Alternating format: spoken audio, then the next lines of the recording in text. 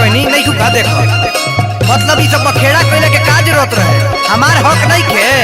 ए भौजी तनी बात के बूझा चीज के चीर ल अच्छा अच्छा आ पाछा कइले त कुछ होखे वाला नहीं के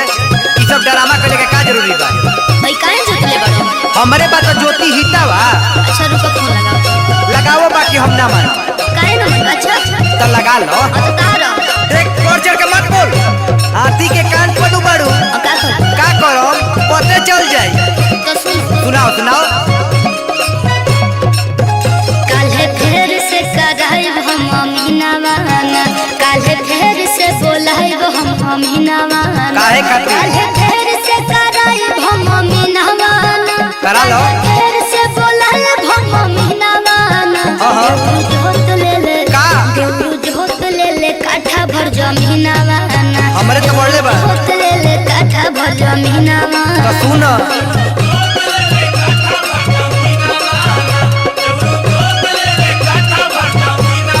सुन भौजी चिकन बन ताड़ू तू अंगाना वाला भौजी चिकन बन ताड़ू तू अंगाना वाला भौजी चिकन बन ताड़ू तू अंगाना वाला भौजी चिकन बन ताड़ू तू अंगाना वाला टूक कइलू घर के समाना वाला भौजी चिकन बन ताड़ू तू अंगाना वाला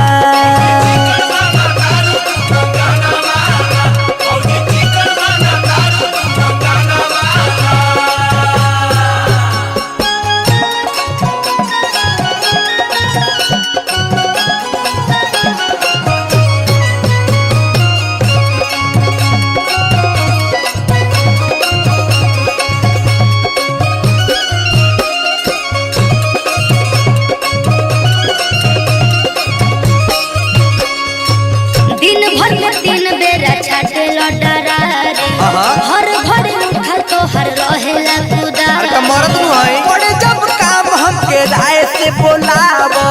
भूखही पिया से दिन भर खेत सुहावो देवर देवर होला भौजी हमारे से काम बनी अच्छा दिन भर में 3 बेरा छाटेला डरारी हर भर उठल तो हर रहेला कुदार पड़े जब काम हमके राय से बोलावो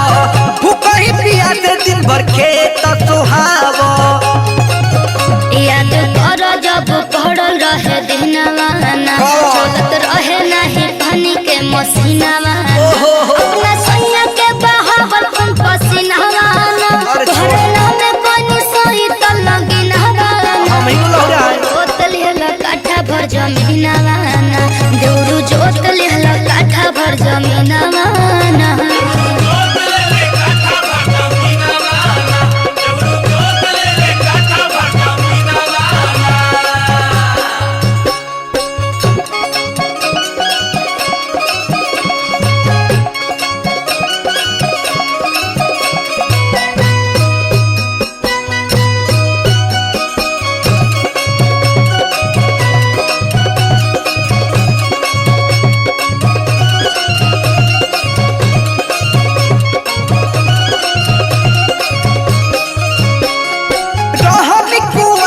दिहलू तागाड़ा आवत में हरिया लगाई देलू झगाड़ा काल्हे सरपंच हम मुखिया बोला के करो बोला ले अंगन के बीच देवाला खिंचावा अरे खिंचवा तो बते यही खाती बोलले बड़े कोई काहे जोतले बड़ो रहनी कुमार जब ले प्यार दिहलू तागाड़ा आवत में हरिया लगाई देलू झगाड़ा काल्हे सरपंच हम मुखिया बोला उनकर का काम बा अंगन के बीच देवाल खिंचावा अनु ये काम रखबा चले तहर बदल ला मानवाना कबो देलू कबो छीनलू खजानावाना तोहर नहीं हर के तो चल हा फलानावाना तोहर नहीं हर के तो चल हा फलानावाना भाई भाई के बनौलू तू समानावाना टुके कइलू घर के समानावाना